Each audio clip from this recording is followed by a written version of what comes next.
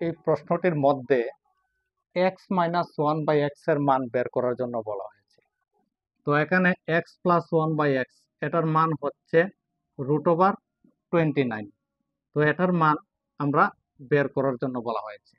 তো প্রথমে লিখবো x minus one by x equal to, এটার একটা ফর্মুলা আছে, ফর্মুলাটা হচ্ছে √m² মাইনাস 4।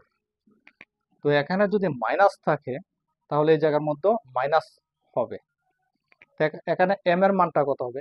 এম এর মানটা ধরবো আমরা √29। এম এর জায়গায় √29 লিখবো। এখানে এম এর স্কোয়ার আছে, এটারও স্কোয়ার হবে, তারপর হবে মাইনাস 4। এখানে রুট আর স্কোয়ার ক্যান্সেল, থাকবে 29 মাইনাস 4।